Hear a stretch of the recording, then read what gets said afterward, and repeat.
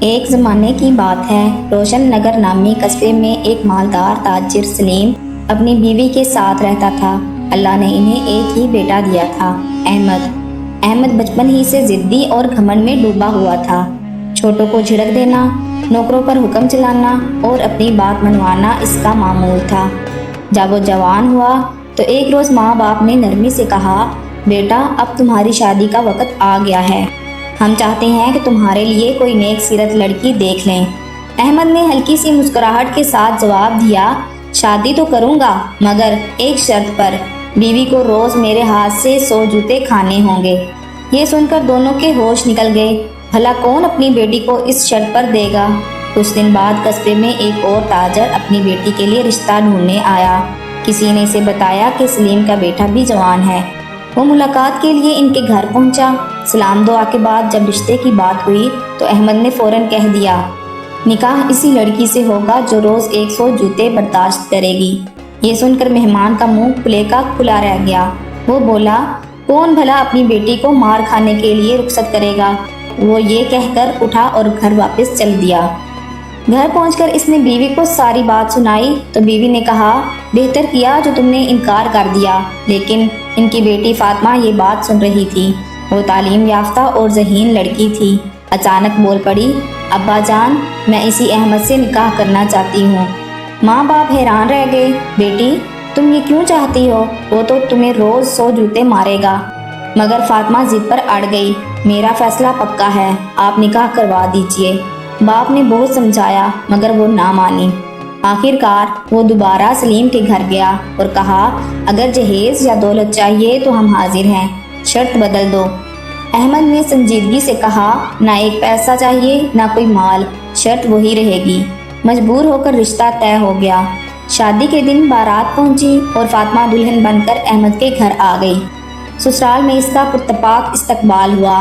ماں نے نظر اتاری اور دعائیں دی۔ رات کو فاطمہ کمرے میں بیٹھی شوہر کا انتظار کر رہی تھی کہ احمد آیا، جوتا اتارا اور بولا، سر آگے کرو، آج کے 100 جوتے باقی ہیں۔ فاطمہ نے مسکرا کر کہا، دیکھیے 100 جوتے مارنے ہیں تو شوق سے ماریے، مجھے کوئی اعتراض نہیں، میں نے سب کچھ جان کر ہی آپ سے نکاح کیا ہے، سو ڈرنے والی بات نہیں۔ لیکن ایک سوال کا جواب ضرور دیجیے، میرے ماں باپ نے مجھے جنم دیا، پالا پوسا، تعلیم دی، اتنا جہیز دیا، مگر آج تک ایک جوتا بھی نہیں مارا، آپ کس حد سے ماریں گے؟ وہ ذرا رکی، پھر بولی، آپ کی کمائی کا میں نے اب تک ایک گلاس پانی بھی نہیں پیا، جو کھانا ملا وہ آپ کی ماں کی محنت کا تھا یا آپ کے والد کے پیسوں کا۔ جب تک آپ کی کمائی سے کچھ نہ کھاؤں، آپ کو یہ حق کیسے ملے گا کہ مجھ پر ہاتھ اٹھائیں؟ پہلے کمائی تو کیجیے۔ احمد کے چہرے سے گھمنڈ کی ہلکی سی پرچھائی غائب ہو گئی۔ بات میں وزن تھا۔ چپ چاپ اٹھا اور والدین کے پاس جا پہنچا۔ سارا قصہ سنایا۔ سلیم نے بیٹے کو دیکھ کر کہا، بیٹا بہو نے سچ کہا ہے، ہمارا پیسہ تمہاری 7 پشتوں کے لیے کافی ہے، لیکن یہ بھی حقیقت ہے کہ اب تک تم نے خود کچھ نہیں کمایا۔ یہ سن کر دل پر چوٹ لگی۔ اگلے ہی دن ارادہ کر لیا کہ اب اپنا کاروبار کرے گا۔ باپ بھی سمندری تجارت کرتا تھا، بڑے جہاز میں سامان بھر کر دوسرے شہروں اور ملکوں میں بھیجتا۔ احمد نے کہا، ابا جان ایک جہاز اور قیمتی سامان دیجیے، میں خود محنت کر کے کما کر لاؤں گا۔ سلیم نے اجازت دے دی۔ کچھ سامان دیا اور بیٹے نے رخصت اس سفر سے باندھی۔ رخصت ہوتے وقت بیوی کے قریب آ کر بولا، واپسی پر اپنی کمائی سے تمہیں کھلاؤں گا، پلاؤں گا، پھر ہر دن کے حساب سے 100 جوتے پورے کروں گا۔ فاطمہ نے مسکرا کر کہا، ٹھیک ہے، جب لوٹ کر آؤ گے تو سر جھکا ہوا پاؤ گے۔ احمد جہاز میں سوار ہوا، گھمنڈ بھری مسکراہٹ کے ساتھ۔ ماں باپ بھی دل میں دعا کر رہے تھے کہ شاید یہ سفر بیٹے کو بدل دے۔ کئی دن کا سفر طے کر کے ایک بندرگاہ پر جہاز روک دیا، لنگر ڈالا، تھوڑا آگے شہر کی طرف نکل گیا۔ راستے میں ایک شخص نظر آیا، ہاتھ میں لاٹھی، ایک آنکھ پر سبز پٹی بندھی ہوئی۔ قریب آ کر بولا، اچھا اس بار تم آئے ہو، تمہارے والد نہیں آئے؟ احمد چونک گیا۔ یہ کون تھا جو اسے پہچانتا تھا؟ بولا، میں نے تمہیں کبھی نہیں دیکھا، صاف صاف بتاؤ تم کون ہو؟ وہ شخص آہستگی سے بولا، پچھلی بار تمہارے والد آئے تھے، مجھے پیسوں کی ضرورت تھی، میں نے اپنی ایک آنکھ ان کے پاس گروی رکھی اور 500 اشرفیاں لیں۔ وہ ایک آنکھ والا شخص بولا، مجھے پرواہ نہیں کہ تم ہو یا تمہارے باپ، مجھے تو بس اپنی آنکھ واپس چاہیے۔ یہ لو اپنے 500 سکے اور میری آنکھ واپس دو۔ احمد چونک گیا۔ میرے پاس تو کوئی آنکھ نہیں اور نہ ہی میرے والد نے تمہارے بارے میں کبھی بتایا۔ پھر آہستہ سے کہا، ابھی تو یہ ممکن نہیں، اگلی بار آؤں گا تو آنکھ ساتھ لے کر آؤں گا، فی الحال کچھ رقم لے لو، معاملہ ختم کر دو۔ وہ شخص بولا، ٹھیک ہے، ابھی 500 دے دو، باقی وعدہ یاد رکھنا۔ رقم لے کر وہ غائب ہو گیا۔ احمد نے سکون کی سانس لی، چلو کم از کم بڑی مصیبت سے بچ گیا۔ اسی سوچ میں شہر کے دروازے میں داخل ہوا ہی تھا کہ سامنے سے ایک آدمی بیساکھیوں کے سہارے لنگڑاتا ہوا اس کے قریب آیا۔ قریب آتے ہی بولا، تو اس بار تم آئے ہو، تمہارے والد نہیں آئے؟ پھر تنزیہ ہنسی ہنس کر کہا، بڑے تیز نکلے تمہارے باپ، میری ایک ٹانگ گروی رکھی ہوئی ہے ان کے پاس اور اب تمہیں بھیج دیا۔ احمد کی پیشانی پر شکنیں پڑ گئیں۔ یہ تم کیسی باتیں کر رہے ہو؟ مجھے تمہاری ٹانگ کے بارے میں کچھ علم نہیں۔ وہ آدمی ٹھنڈی سانس لے کر بولا، پچھلی بار تمہارے والد آئے تھے، اس وقت مجھے پیسوں کی ضرورت تھی، میں نے 500 کے بدلے اپنی ٹانگ گروی رکھی، اب میرے پاس پیسے ہیں، یہ لو اور میری ٹانگ واپس دو۔ احمد کے لیے یہ سب ناقابل یقین تھا، کیا واقعی کوئی ٹانگ بھی گروی رکھتا ہے؟ لیکن کیونکہ باہر کی دنیا پہلی بار دیکھ رہا تھا، اس نے زیادہ سوال نہیں کیے۔ ابھی تو میرے پاس تمہاری ٹانگ نہیں، اگلی بار لاؤں گا، فی الحال رقم لے لو اور بات ختم کرو۔ وہ بھی 500 لے کر چلتا بنا۔ احمد بازار کے بیچوں بیچ پہنچ چکا تھا۔ ارد گرد کی دکانوں اور سامان کو دیکھتے ہوئے سوچ رہا تھا کہ یہاں سے کیا خرید کر لے جایا جا سکتا ہے اور کس چیز کی تجارت فائدہ مند ہوگی۔ اسی دوران اس کی نظر ایک گھر کے دروازے پر کھڑی ایک عورت پر پڑی۔ وہ عورت بڑی غور سے احمد کو دیکھ رہی تھی۔ احمد کی رفتار سست ہو گئی۔ وہ عورت اتنی حسین تھی کہ دیکھنے والا پلک جھپکنا بھول جائے۔ کچھ لمحے بعد عورت نے ہاتھ کے اشارے سے اسے قریب آنے کا کہا۔ احمد جیسے کسی کشش میں کھینچتا ہوا اس کے پاس جا پہنچا۔ عورت نے مسکرا کر کہا، لگتا ہے تم یہاں نئے آئے ہو۔ احمد نے سر ہلایا، تو پھر تم ہمارے مہمان ہوئے۔ ہمارے یہاں رواج ہے کہ مہمان کو سونے کے پیالے میں دودھ پلا کر استقبال کیا جاتا ہے۔ یہ کہہ کر اس نے بیٹھنے کا اشارہ کیا اور اندر چلی گئی۔ تھوڑی دیر بعد وہ ایک سنہری پیالے میں دودھ بھر کر لے آئی۔ احمد نے رسم سمجھ کر پیالہ ایک ہی گھونٹ میں خالی کر دیا۔ جوں ہی اس نے پیالہ زمین پر رکھا، ایک بلی اچانک لپکتی ہوئی آئی، پیالہ دانتوں میں دبوچا اور سیدھی احمد کے جہاز کی سمت بھاگ گئی۔ اس بلی نے پیالہ جہاز کے اندر چھپا دیا اور پلٹ کر فوراً واپس آ گئی۔ احمد کو اس کی چلاکی کا رتی برابر بھی اندازہ نہ ہو سکا۔ جب وہ جانے کو اٹھا تو عورت نے کہا، جاتے ہوئے میرا سنہری پیالہ لوٹا دو۔ احمد نے حیرت سے اس جگہ نظر دوڑائی جہاں پیالہ رکھا تھا، مگر وہ غائب تھا۔ اس نے کہا، میں نے تو یہی رکھا تھا۔ عورت نے طنزیہ تبسم کے ساتھ کہا، نہیں، تم نے وہ اپنے جہاز میں رکھ دیا ہے۔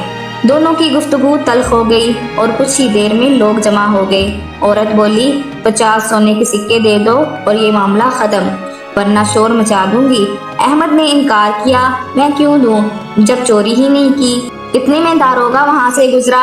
بات سن کر اس نے احمد کو پکڑ لیا اور سیدھا بادشاہ کے حضور لے گیا۔ بادشاہ نے عورت کی بات پر یقین کیا اور احمد کا جہاز ضبط کر کے 6 مہینے کی قید کا حکم سنا دیا۔ 6 مہینے قید بھگتنے کے بعد جب احمد باہر آیا تو اس کے پاس کچھ بھی باقی نہ تھا۔ ننگے ہاتھ، تہی دامن اور بے سہارا وہ گلیوں میں بھٹکنے لگا۔ تبھی اس کی ملاقات ایک آدمی سے ہوئی۔ اس نے پوچھا، تم کون ہو اور یہاں کیوں پھر رہے ہو؟ احمد نے اپنی پوری روداد سنائی۔ سن کر اس شخص کو رحم آیا اور کہا، یہ جگہ فریب پور ہے، جو یہاں آ جائے اس کا نکلنا دشوار ہے۔ اگر رہنے کو ٹھکانہ نہ ہو تو میرے ساتھ چلو، میں گیت گا کر روزی کماتا ہوں، تم عورت کا روپ دھار کر ناچ لینا، یوں ہمارا کھانا چل جائے گا۔ احمد کے پاس اور کوئی چارہ نہ تھا، سو اس نے حامی بھر لی۔ دونوں نے ناچ گانے کا سلسلہ شروع کیا اور اس طرح 8 مہینے بیت گئے۔ ادھر احمد کی زوجہ انتظار میں رہی۔ 8 مہینے کے بعد بھی شور نہ لوٹا تو اس نے سسر اور ساس سے کہا، میں خود جا کر تلاش کرتی ہوں۔ سسر نے کہا، اتنی وسیع دنیا میں کہاں ڈھونڈو گی؟ اس نے جواب دیا، شوہر میری خاطر گیا تھا، واپس بھی میں ہی لاؤں گی، آپ مجھے 5 پانی کے جہاز اور کچھ سرمایہ دے دیں۔ سسر نے 5 جہاز اور قیمتی پتھر دیے اور دعا دے کر رخصت کیا۔ بیوی نے مردانہ بھیس بدلا اور سسر کی نصیحت کے مطابق 5 وفادار آدمی اور ایک تربیت یافتہ کتا ساتھ لیا۔ 4 دن کے سفر کے بعد جہاز ایک بستی کے قریب رکا۔ اس نے ساتھیوں سے کہا مجھے محسوس ہوتا ہے وہ یہی ہے، تم سب جہاز پر رہو، میں اکیلی دیکھتی ہوں۔ اتنے میں ایک کانا آدمی آ کر بولا بیٹا اس بار تمہارے والد نہیں آئے، پچھلی بار انہوں نے میری ایک آنکھ 500 کے عوض گروی رکھی تھی، اب تم آئے ہو تو میری آنکھ واپس کر دو، یہ لو 500۔ بیوی نے فوراً سمجھ لیا کہ یہ شخص فریبی ہے اور یہ جگہ فریب پور ہے۔ اسے شک ہوا کہ شاید احمد بھی یہیں کہیں پھنس گیا ہو۔ اس نے اپنے ساتھیوں کو آنکھ کے اشارے سے کہا بھائیوں کاکا کی آنکھ شاید جہاز پر ہی ہو، جا کر تلاش کرو۔ ساتھیوں نے کچھ دیر تلاش کا تاثر دیا اور بولے حضور آنکھ کا جوڑا نہیں ملا۔ اس نے فوراً کہا تو پھر یوں کرو اس کی دوسری آنکھ بھی نکال لو اور جہاز پہ لے جا کر ملا کر دیکھو۔ یہ سنتے ہی ایک آنکھ والا بوکھلا گیا، ہاتھ جوڑ کر منت کرنے لگا مجھ پر ترس کھاؤ، دوسری آنکھ مت نکالو، مجھے اپنی آنکھ واپس نہیں چاہیے۔ یہ کہہ کر وہ وہاں سے بھاگ کھڑا ہوا اور نظروں سے اوجھل ہو گیا۔ ساتھی بولا حضور یہاں کے لوگ بہت چالاک ہیں، ہم آپ کو تنہا نہیں چھوڑ سکتے۔ بیوی نے 2 آدمیوں کو اپنے ساتھ چلنے کا کہا، باقی 3 کو ہدایت دی کہ وہ چاروں جہازوں کی حفاظت کریں۔ تربیت یافتہ کتا بھی جہاز میں چھپا دیا گیا۔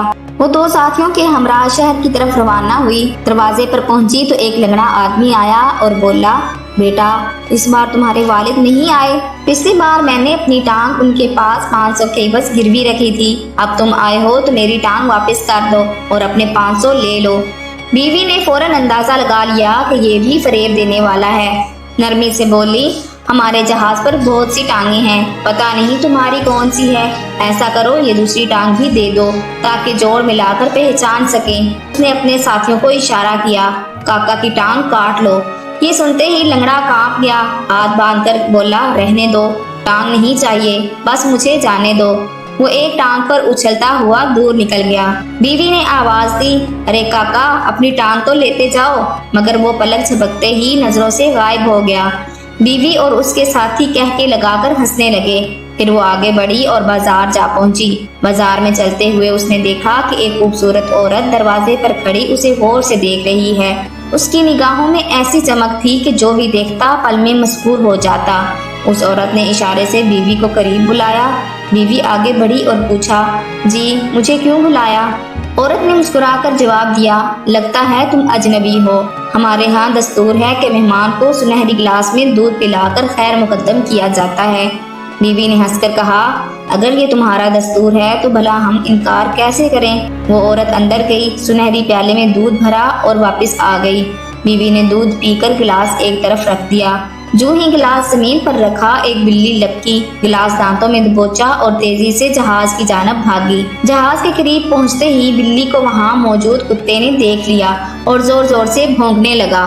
شور سن کر بیوی کے 3 رفقا ہوشیار ہو گئے، انہوں نے بلی کو بھگا دیا، مگر وہ گلاس منہ میں دبا کر دوبارہ اسی عورت کے گھر جا چھپی۔ بیوی نے جیسے ہی آنکھ کھولی تو عورت بولی پردیسی تم نے دودھ پی لیا، اب میرا گلاس واپس کر دو۔ بیوی نے کہا میں نے تو یہیں رکھا تھا، کہاں گیا؟ مجھے کچھ پتا نہیں۔ عورت نے شور مچانا شروع کر دیا اے لوگو یہ اجنبی میری سنہری پیالی چرا کر لے گیا ہے۔ یہ سن کر کوتوال وہاں آ پہنچا۔ وہ بولا اے پردیسی فوراً گلاس واپس کر دو۔ بیوی نے انکار کرتے ہوئے کہا میں نے کچھ نہیں لیا، تم چاہو تو میرے جہاز کی تلاشی لے لو۔ جہاز کی تلاشی ہوئی مگر کچھ ہاتھ نہ آیا۔ بیوی نے بلند آواز میں کہا اب اس عورت کے مکان کی تلاشی لو، ممکن ہے خود ہی اس نے گلاس چھپا رکھا ہو اور الزام میرے سر تھوپ رہی ہو۔ کوتوال نے گھر کی چھان بین کی تو پلنگ کے نیچے ایک بلی گلاس دبائے بیٹھی تھی۔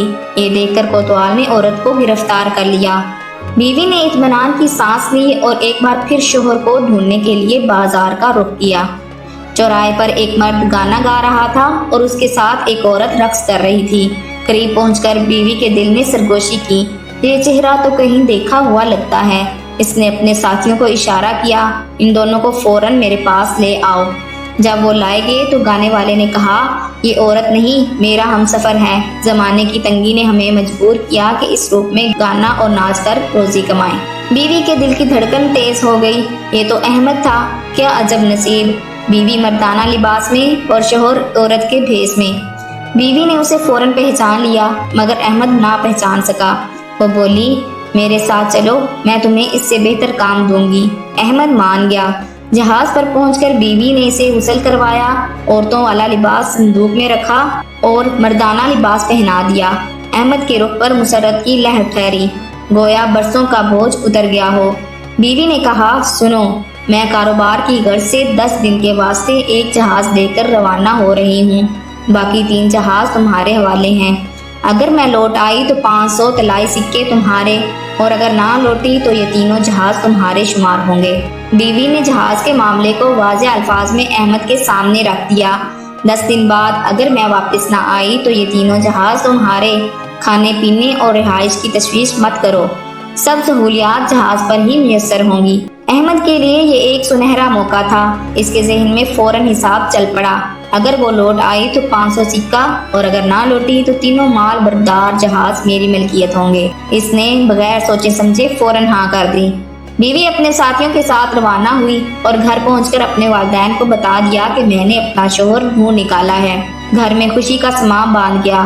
ادھر احمد جہاز پر خوشگوار وقت گزار رہا تھا۔